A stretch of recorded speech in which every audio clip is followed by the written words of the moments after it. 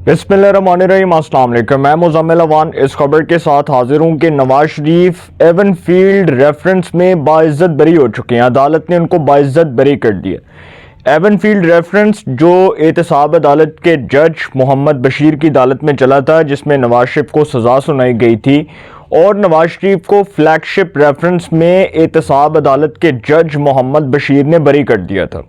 नवाज शरीफ साहब की जो फ्लैगशिप रेफरेंस में बरियत थी, उसको नैब ने चैलेंज किया। नैब ने उनकी बरियत के खिलाफ दरख्वास्त दी और उसमें भी नवाज शरीफ साहब सुरखरू हुए। नैब ने कुछ ना होने के बाद उस दरख्वास्त को वापस लिया और नवाज शरीफ साहब उसमें भी बाइज्जत बरी हो गए।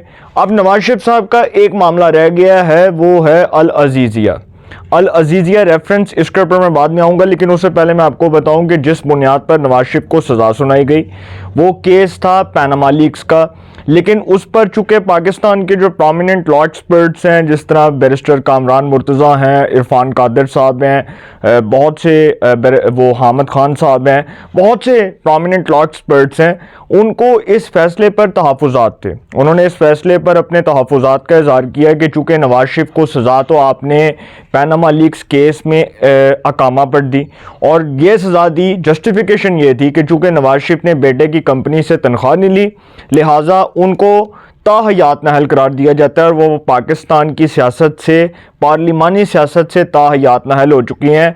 वो कभी मजलिस शूरा पार्लियामेंट के रुकन नहीं बन सकते। ये सुप्रीम कोर्ट का 5 रुकनी बेंच था, जो लार्जर बेंच था, जिसने पैनामा लीक्स केस का फैसला सुनाया। उस वक्त के जो जज थे जस्टिस आसफ सईद खोसा, उनकी सरबराही में साकिब निसार जो उस वक्त के चीफ जस्टिस थे, उन्होंने 5 रुकनी लार्जर बेंच तश्कील दिया।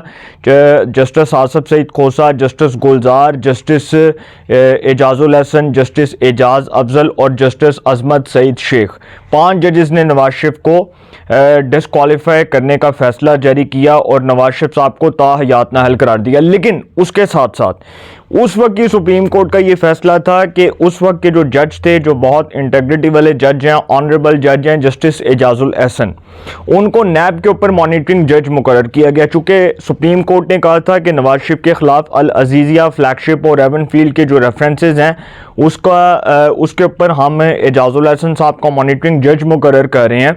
तो सर, उन 2 रेफरेंसेस को तो उठाकर बाहर फेंक दिया अदालत ने। उन 2 रेफरेंसेस का तो तिया पांचा कर दिया गया। एवनफील्ड में भी नवाज शरीफ बाइज्जत बरी, फ्लैगशिप में तो ऑलरेडी जो है वो उनकी सज़ा ख़त्म हो गई थी। वो सिर्फ नैब ने बरियत के ख़िलाफ़ दरख्वास्त दी थी और वो भी कुछ ना होने के बाद नैब ने वापस ले ली।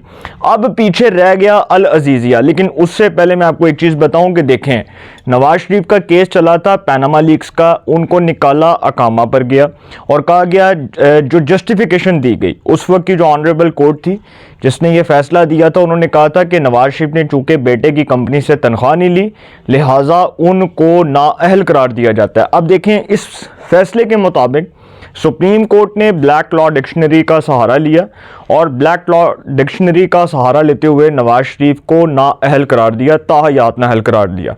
अब इस पर जो कानूनी इबहाम है, जो कानूनी पेचीदगियाँ हैं, वो अपनी जगह पर मौजूद हैं और पाकिस्तान के जो प्रोमिनेंट लॉ एक्सपर्ट्स हैं, उनको इस फैसले पर शदीद तर तहफ़्फ़ुज़ात हैं। अब मैं आपको पहले बता दूं कि इस पर जो रिव्यू पिटिशन है, जो नज़रसानी की दरख्वास्त है, वो अदालत में जाएगी, अदालत का फैसला देती है। लेकिन इलेक्शन एक्ट जो है 2017, इलेक्शन एक्ट 2017 में जो तरमीम की गई, जो सेनेट ऑफ पाकिस्तान से और कौमी असम्बली से तरमीम हुई, उस तरमीम का मकसद ये था कि कोई भी रुकने पार्लियामेंट, मजलिस शूरा पार्लियामेंट का रुकन, सूबाई असम्बली का रुकन या सेनेट ऑफ पाकिस्तान फेडरेशन की अलामत समझा जाना वाला जो इदारा है, कोई भी रुकन जो भी असम्बली का हिस्सा होगा, जो भी नाअहल करार दिया जाएगा अदालती फैसले के ज़रिए, इलेक्शन कमीशन ऑफ पाकिस्तान के फैसले के ज़रिए, उसको फॉरएवर डिस्क्वालीफाई नहीं किया जा सकेगा। चूँकि ये कानून बन चुका है कि 5 साल से ज़्यादा नाअहली नहीं होगी। आर्टिकल 62(1)(f) के तहत पहले ये होता था कि जी ताहयात नाअहल करार दे दिया, आर्टिकल 62(1)(f) जो है उसका इतलाक हो गया और फॉरएवर डिस्क्वालीफाई करार दे दिया गया। अब होगा ये कि जो भी नाअहल होगा उसकी नाअहली की मुद्दत 5 साल मुकर्रर हो चुकी है, नाअहली की मुद्दत का तयन हो चुका है और 5 साल से ज़्यादा वो नाअहल करार नहीं दिया जा सकता। अब नवाज शरीफ के लिए पार्लिमानी सियासत के रास्ते खुल चुके हैं और उनके चौथी बार वज़ीर-ए-आज़म बनने की राह हमवार हो चुकी है। सत्ते खैरात मुबारक। वो किस तरह से कि जी अब जो अल अज़ीज़िया रेफरेंस में जज जो एहतसाब अदालत के जज थे, क्या नाम था उनका यार, एहतसाब अदालत के जज अरशद मलिक, मरहूम अरशद मलिक, अल्लाह ताला उनको जन्नत में जगह दे, उनकी जी उसमें वीडियो मौजूद है और वो जो वीडियो है वो एविडेंस है, वो सबूत है। अब वो जो वीडियो है वो बहुत से शुकूक व शुबहात को पैदा कर रही है और उसमें जो प्रोसिक्यूशन जो है, आपको एक और चीज़ मैं बताता चलूँ कि वो जो वीडियो है, प्रोसिक्यूशन में जो बेनिफिट्स हैं वो मुल्ज़म को जाते हैं, प्रोसिक्यूशन में जो शक का फ़ायदा है ना वो मुल्ज़म को जाता है। अब नवाज शरीफ साहब को उसमें फ़ायदा होगा। अब उसमें एहतसाब अदालत के जो जज हैं मरहूम अरशद मलिक साहब, उनकी वो वीडियो सब देख सकते हैं कि किस तरह से वो बैठे हैं, क्या वो लेन देन के मामलात हो रहे हैं, तो उसमें भी नवाज शरीफ साहब बाइज़्ज़त बरी हो जाएंगे। ये केसेस कमज़ोर बुनियादों पर थे, इनकी आईनी और कानूनी हैसियत नहीं थी। मैं फिर ये बड़े अदब और बड़े एहतराम के साथ ये बात कर रहा हूँ कि सुप्रीम कोर्ट ने जो उस वक्त फ़ैसला दिया था पैनामा लीक्स केस में, उस वक्त बहुत से कानूनी जो हमारे कानूनी जो लॉ एक्सपर्ट्स थे, जो लॉ के एक्सपर्ट्स थे, वो ये बात करते थे कि एक वक्त में ये नवाज शरीफ की सज़ाएँ ख़त्म हो जानी है क्योंकि इनकी दलील बहुत कमज़ोर है, इनकी बुनियादें बहुत कमज़ोर हैं। ये जिन बुनियादों पर ये केसेस खड़े हैं ये इनकी बुनियादें हिल जानी हैं। तो हुआ वही, नवाज शरीफ साहब बाइज़्ज़त बरी हुए। एवन फील्ड में उनको कोर्ट ने, अदालत ने बाइज़्ज़त बरी कर दिया। अब पीछे रह गया अल अज़ीज़िया, नाअहली उनकी ऑलरेडी ख़त्म हो चुकी है चूँकि कानून बन चुका है। सुप्रीम कोर्ट ने उनको अगस्त 2017 में पैनामा लीक्स केस में ताहयात नाअहल करार दिया था। अब तक के टाइम पीरियड के मुताबिक, अब तक के टाइम फ्रेम के मुताबिक अगर आप उस पूरे जो है वो सिस्टम को, अगर आप तमाम जितने भी सालन को कैलकुलेट करें तो वो 6 साल बनते हैं।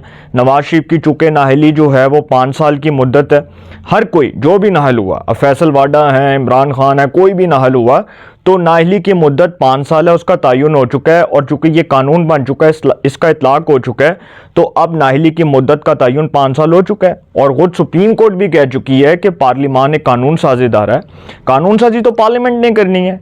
किसी ने इसको चैलेंज नहीं किया, कोई उस अदालती फॉरम पर नहीं गया जिसने कहा हो कि जी नहीं हम इसको चैलेंज कर रहे हैं। तो नवाज शरीफ साहब जो हैं जी, उनके लिए ये खुशखबरी है, वो बाइज़्ज़त बरी होने जा रहे हैं। अल अज़ीज़िया में भी, फ्लैगशिप में और एवन फील्ड में तो ऑलरेडी हो चुकी हैं। पनामा, शामा, अकामा, पजामा जो भी है और सब कुछ जो है वो फजूल है, नॉन स्टॉप बकवास है, उसका कोई फ़ायदा नहीं है। उसमें नवाज शरीफ साहब जो हैं वो बाइज़्ज़त बरी होंगे और आप देखेंगे कि वो चौथी बार भी इलेक्शन लड़ेंगे और चौथी बार उनके वज़ीर-ए-आज़म बनने की राह भी हमवार हो चुकी है।